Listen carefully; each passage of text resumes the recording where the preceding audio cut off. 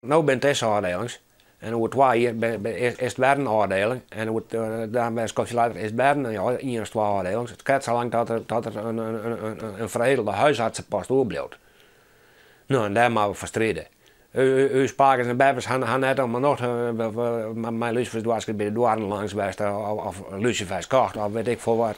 Patiëntenvereniging Zorgbelang Friesland had al onjoen dat het er voor de patiënt kreeg beter op wordt. De complexe zorg kan sa in bijgelijks Leeuwarden plakvinden en eenvoudigere zaken zonder sa in Dokkum blauwe kennen.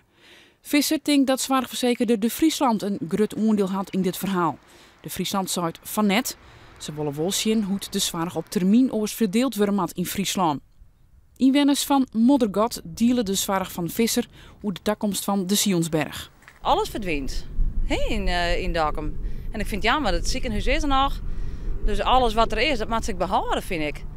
Maar als er nou zijn we dat de zorg op deze manier net meer keert, maar dat hij wel beter is als het naar Leeuwarden gaat bij Gelies. Nou, dat vind ik zo ook heel jammer vinden. Sionsberg moet blijven. Hè?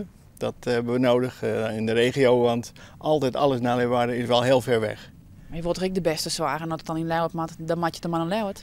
Maar dan kan daarna. Laten we eerst de opvang hebben in Dokkum, zodat je wat dichter bij huis bent. Terke Visser had ook nota 30 reacties binnenkregen via de mail.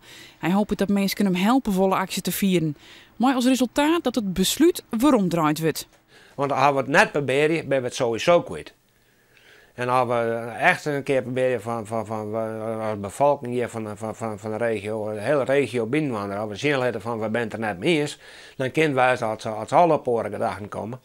En als ze net op oren gedachten komen, dan moeten we andere manieren zien te vinden om hun op oren gedachten te krijgen.